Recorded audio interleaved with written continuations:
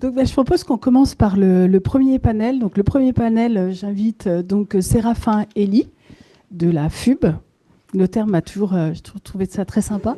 Et Nathalie Hortard. Donc, ils vont présenter, donc ils vont intervenir en tant que grands témoins, c'est comme ça qu'on dit, c'est-à-dire pour commencer à nous donner un peu une plongée dans la problématique des mobilités. Séraphin Elie va nous présenter déjà la FUB autour des problématiques aussi que rencontre la FUB, de ce qu'ils veulent. Donc la FUB, c'est la Fédération des usagers de la bicyclette. Et ensuite, Nathalie Hortard, qui est anthropologue. Et je sais que moi, sur mon terrain, on m'a souvent demandé ce que ça veut dire anthropologue. Ça veut dire qu'on est des papous et qu'on est des cobayes.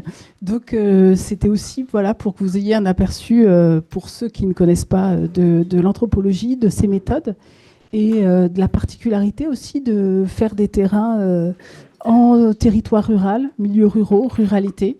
Je ne sais pas ce que vous préférez, c'est aussi une question que j'aurai pour tout le monde à la fin. Comment on parle en fait, comment on dit en fait, quel vocable est le plus adapté. Donc je vous propose, on va commencer par Séraphin Elie. Je vous propose de laisser les interventions et puis de garder vos questions pour la fin. On fait ça comme ça? Si vraiment vous pensez que c'est inapproprié, n'hésitez pas à vous manifester. Donc, Séraphin Elie, je te laisse la parole. Merci. Est-ce que ça marche? Alors, c'est une bonne question. Le bouton on doit être... Eh oui, ça marche mieux comme ça. Donc, bonjour à toutes et à tous. Merci pour l'invitation. Séraphin Elie, moi, je suis coprésident de la FUB, la Fédération des usagères et usagers de la bicyclette. On a déjà rajouté un peu le côté paritaire et prendre en compte la diversité des publics dont on parle. La FUB, c'est une fédération d'associations fondée en 1980 qui regroupe les associations qui promeuvent le vélo du quotidien partout en France. Donc, pour faire simple, on regroupe autant des associations militantes qui vont demander des aménagements cyclables que des vélos-écoles ou des ateliers d'autoréparation. Des associations qui font un peu des trois, qui font un peu autre chose aussi, sur vélo piéton, sur des problématiques environnementales en général, ou qui font de l'insertion à travers le vélo, des choses comme ça. On est historiquement un réseau plutôt urbain, parce que fondé par des associations des grandes villes dans les années 80, mais qui se développe de plus en plus dans les territoires moins denses. Et vous le voyez, on est en pleine réflexion sur notre réflexion de logo. On a un logo qui est encore très urbain, mais c'est quelque chose sur lequel on travaille. Et le baromètre vélo, qui s'appelait avant le baromètre des villes cyclables. Voilà, donc on évolue aussi là-dessus sur cette place que peut prendre le vélo rural dans notre réflexion et dans nos projets. Donc en deux mots sur la Fédé, on est comme toute tête de réseau associative, à la fois impliquée dans un rôle de plaidoyer national pour obtenir des changements législatifs, réglementaires, budgétaires, etc., sur la sécurité routière, sur le financement d'aménagement et tout ça. Impliquée aussi dans l'animation et la montée en compétences de notre réseau, mais aussi apporter un certain nombre de programmes qui vont financer des interventions vélo dans les écoles ou du stationnement vélo. On est les porteurs de ces programmes-là. Je vais prendre l'exemple du baromètre vélo pour rappeler rapidement et présenter rapidement l'historique. Donc c'est une démarche qui est assez ancienne, qui a été créée en Allemagne dans les années 80, le Fahrrad Klimatest, qui dit exactement ça, le baromètre vélo, quoi. Et donc qui s'est décliné dans pas mal de pays en Europe, et notamment en France avec des initiatives en 2015-2016, et repris par la FUB en 2017 dans le cadre des Assises de la mobilité. Donc déjà la volonté d'inscrire dans un débat national la parole des usagères, des usagers et leur ressenti. Et l'anecdote, c'est que là où on a visé juste, c'est que dans le cas des assises de la mobilité, le ministère des Transports avait fait une grande consultation et on a eu 10 fois plus de contributions à notre baromètre qu'à la consultation du ministère des Transports. Et donc, c'est là où la ministre Elisabeth Borne s'est dit, il y a peut-être un petit sujet sur le vélo. Et après, ça nous a permis d'obtenir un certain nombre de choses dans les années qui ont suivi. Et donc, on a renouvelé cette enquête tous les 2 ans entre 2017 et 2021. Et là, aujourd'hui, on s'oriente plus vers un rythme tous les 3 ans pour se caler mi-mandat, fin de mandat municipal. La méthodologie de l'enquête, donc on a un certain nombre de questions, dont 26 questions qui contribuent à l'évaluation d'une commune sur 5 grandes catégories. Le ressenti global, la sécurité, le confort, les efforts de la ville, stationnement service. Et puis après, on a aussi des questions sur le profil des répondants.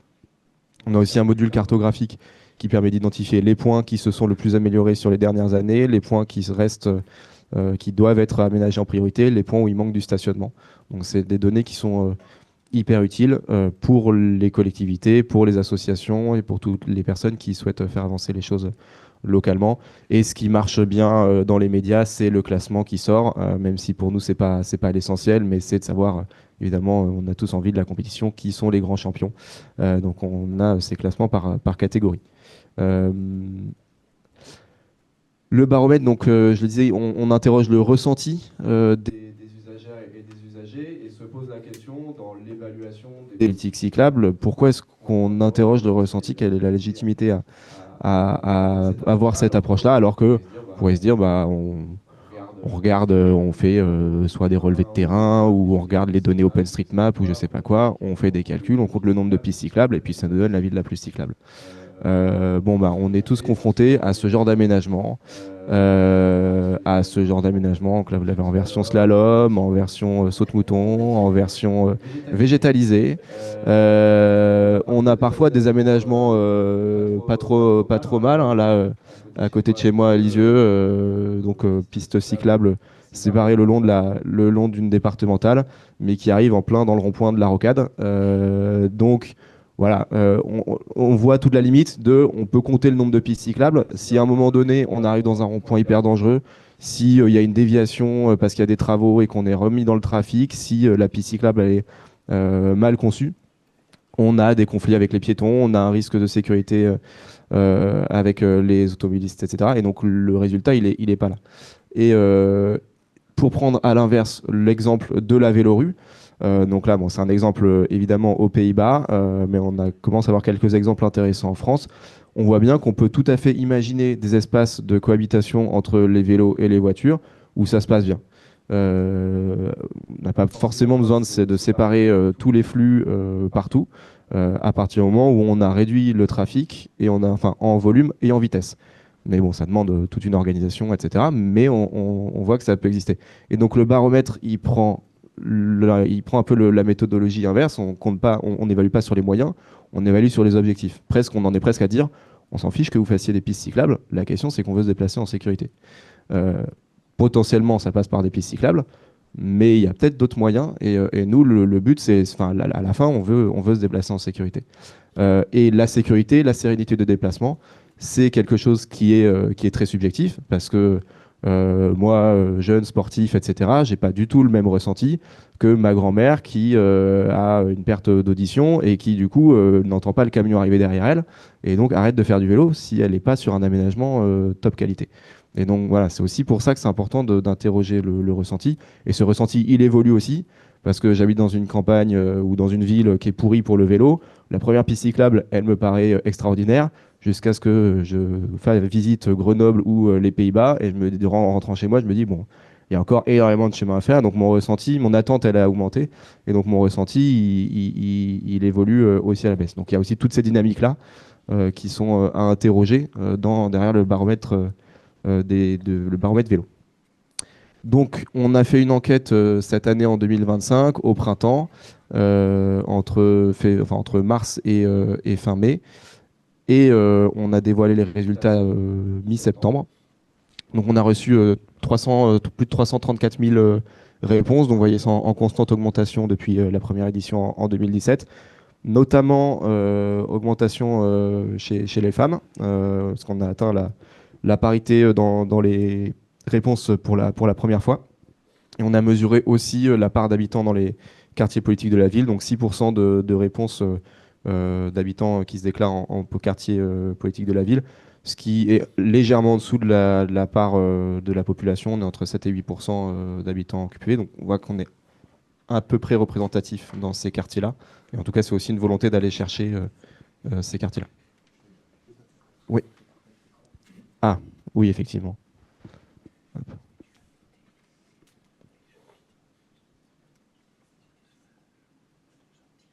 Tac. Nickel. Sur la couverture du baromètre, donc on a une commune sur trois avec au moins une contribution, mais pour qualifier la commune, il fallait 30 réponses pour les plus petites communes, 50 pour les à partir de 5000 habitants de mémoire. Et donc dans ce tableau, je ne sais pas si vous voyez grand-chose, donc on voit qu'on a évidemment toutes les grandes villes qui sont qualifiées, la plupart des communes, des villes moyennes, des communes de banlieue également qui sont qualifiées, même la moitié des petites villes. Donc petite ville, c'est à partir de 5000 habitants de mémoire qui sont qualifiés. Bon, évidemment, bourg et village, c'est plus marginal, mais on a malgré tout 1000 bourgs et villages dans lesquels on a eu plus de 30 réponses par commune. Donc c'est quand même assez significatif et ça nous donne un échantillon intéressant. On voit qu'on a une vraie carte de France qui se dessine avec notamment toute la côte atlantique qui est notée, qui est beaucoup plus verte, avec notamment tiré vers le haut par les itinéraires touristiques, mais la côte méditerranéenne qui pourrait avoir ces mêmes itinéraires touristiques aussi, là pour le coup c'est assez catastrophique, très mal noté. Et voilà, on a cette grande tendance nationale qui se joue. Et après, il va y avoir des disparités locales assez fortes. Quand on prend les différentes catégories de communes les unes par rapport aux autres, donc vous avez la note, donc on évalue entre 1 et 6, donc la moyenne elle est à 3,5. Les communes les mieux classées sont en moyenne les grandes villes. Après, évidemment, une grande disparité entre Grenoble et Marseille.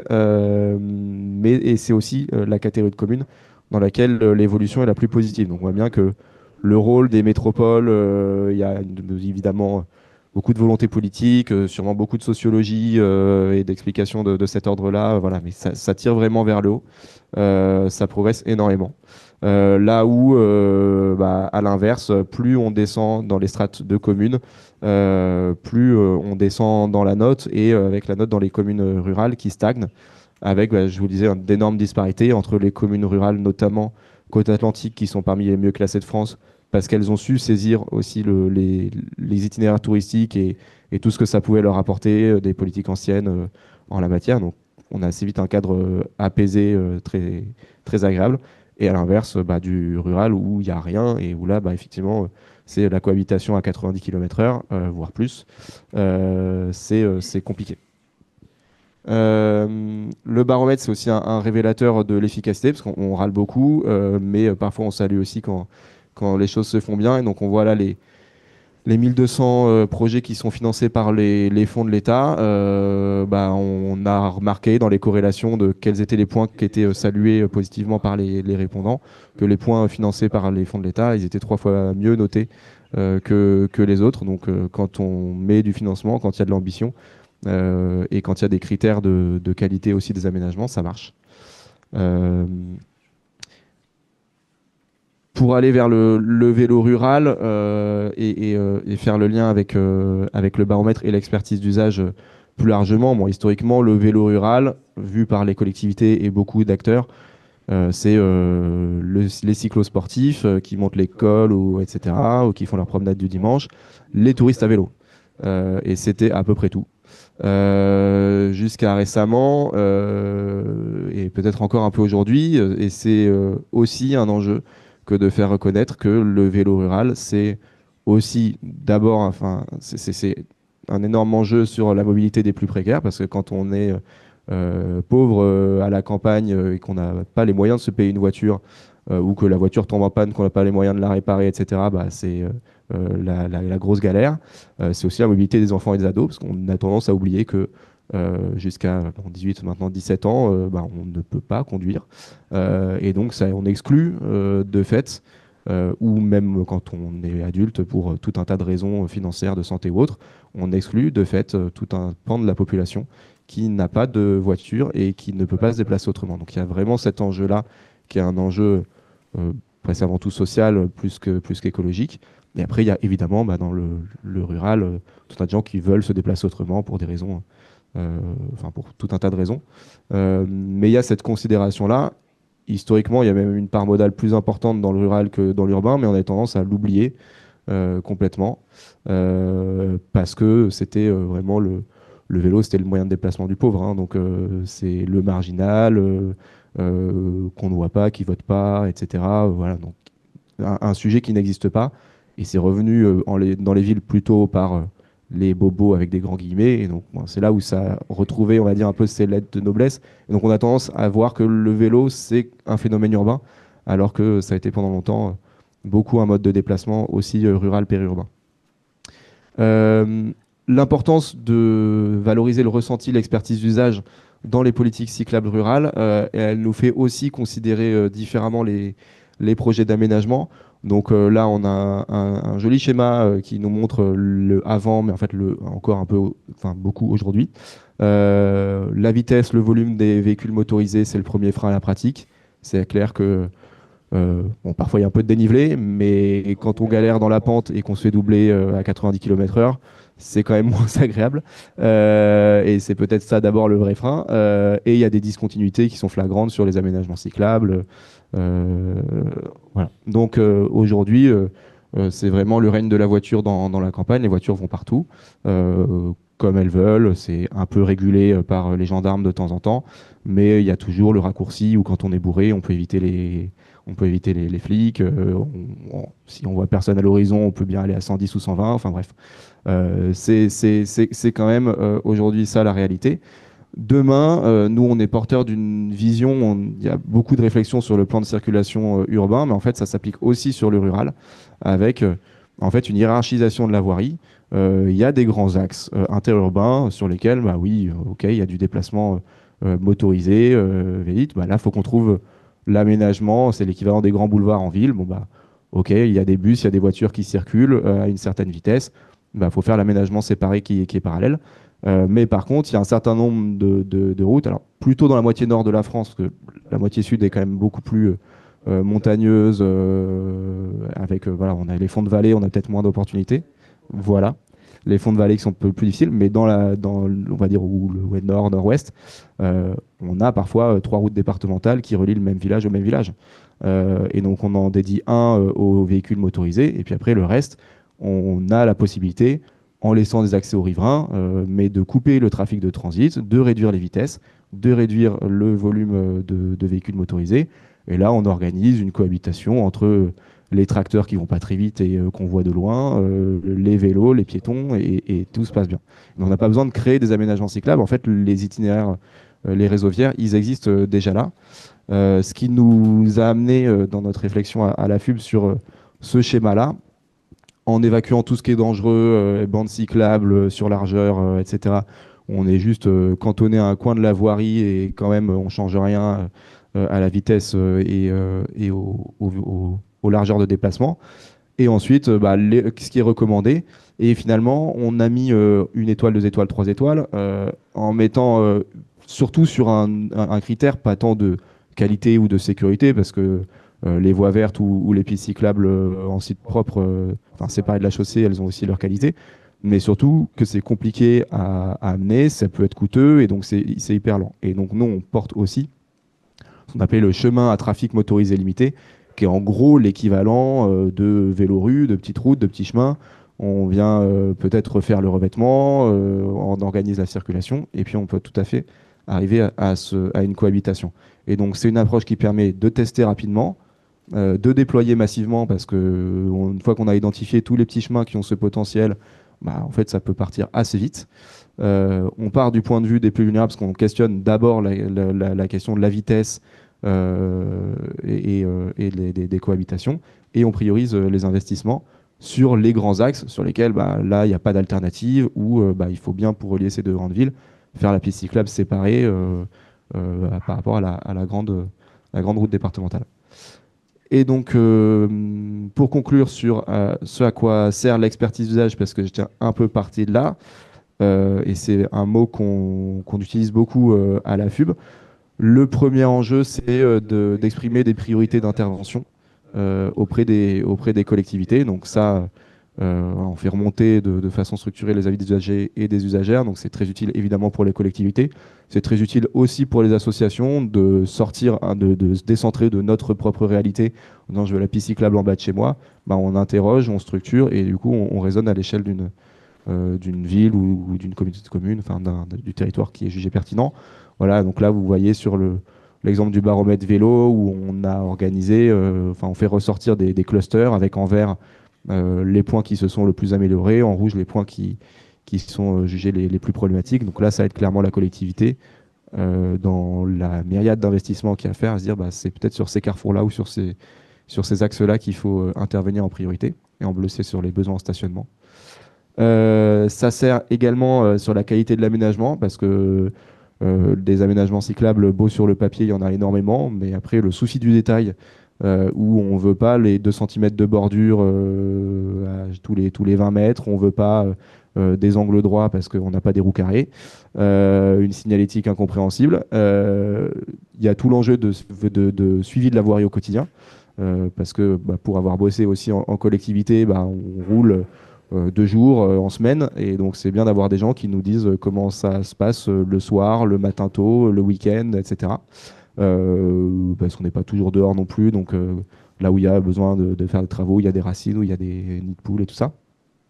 Et j'en parlais sur le vélo rural, identifier les itinéraires malins. Je pense que quand on interroge les cyclistes qui ont l'habitude de parcourir leur territoire, ils savent tout à fait nous dire, mais en fait, il y a le chemin bidule qui peut permettre de faire un raccourci. Aujourd'hui, c'est plein d'ornières parce qu'il y a les tracteurs qui passent, mais si on fait un revêtement propre, ça devient un itinéraire super praticable à vélo, et donc, ou à pied aussi, parce que la mobilité à pied existe aussi et doit aussi être considérée. Et donc voilà, on a aussi ce dernier enjeu. Je crois que j'avais terminé. Merci pour votre attention.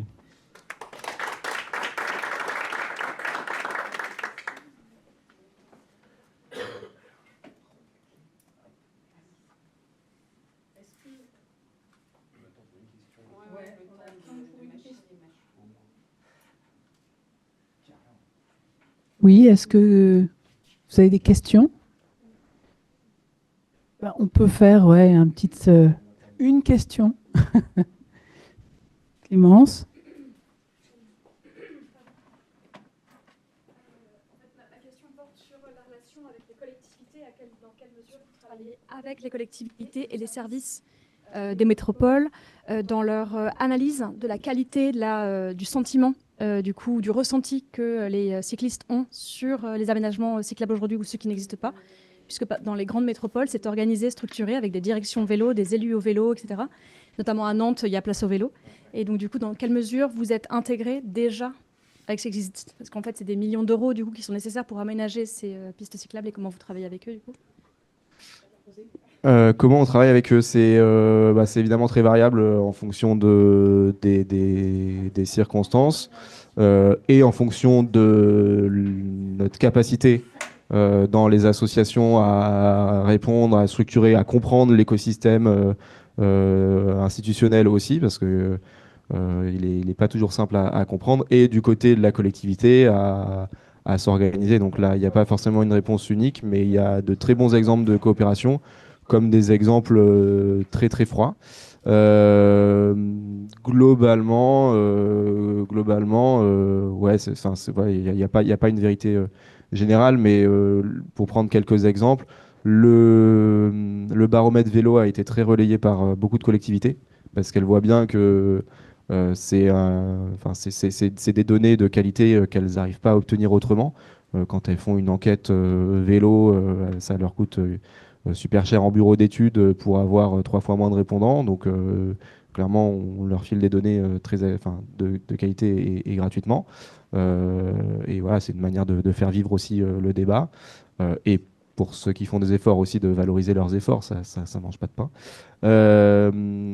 Mais voilà, on a ces échanges-là. On a aussi, par exemple, dans le cadre d'appel à projet, on a réussi à obtenir des exigences de concertation des usagers. Il y a un certain nombre de cadres, comme les comités des partenaires locaux, dans lesquels les représentants d'usagers doivent être impliqués. Après, c'est une réunion annuelle. On n'a pas la main sur l'ordre du jour. Donc voilà, c'est très variable.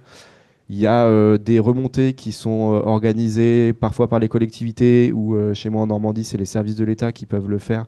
Un réseau je me souviens plus du nom exact, mais en gros, c'est des vigies cyclistes.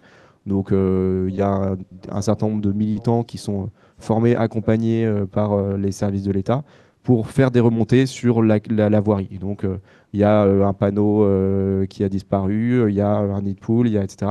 Et derrière, c'est les services de l'État, la DDT, qui organisent ces remontées euh, et qui derrière le renvoient au bon interlocuteur en fonction, ça va être les agences routières départementales ou l'interco ou la commune. Donc ça fonctionne plutôt bien, même si évidemment, du côté cycliste, ça peut être frustrant parce que ça peut mettre du temps avant que ça se traduise dans un programme de travaux et que ça arrive vraiment. Donc, on l'a signalé et pendant un an, on peut repasser devant et le problème est toujours là. Mais il y a ça existe. Et après, parfois, il faut aller jusqu'au conflit juridique. Donc, c'est aussi un outil qu'on mobilise parce qu'il y a des obligations légales dans le code de l'environnement. En milieu urbain, quand on refait une voirie, on est obligé de penser l'aménagement cyclable qui va avec. En interurbain, il faut que, enfin, c'est un peu moins systématique, mais il y a tellement de cas dans lesquels c'est jamais fait que sur les cas les plus flagrants, on le fait pas pour chaque voirie parce que sinon, enfin voilà, on y perdrait tout notre temps. Mais dans les cas les plus flagrants, oui, il faut aller jusqu'à voilà, après on va jusqu'à la mise en demeure, etc. Parfois au tribunal administratif qui souvent nous donne raison. Et après, c'est pareil, soit ça refroidit complètement et la collectivité arrête de parler à l'association parce que on est perçu comme les opposants politiques. Parfois, ça a un peu l'électrochoc de OK, on a merdé, la fois prochaine, on va aller consulter parce que en termes d'image ou même personne n'a envie d'aller au tribunal. Donc voilà, ça peut renouer le dialogue aussi.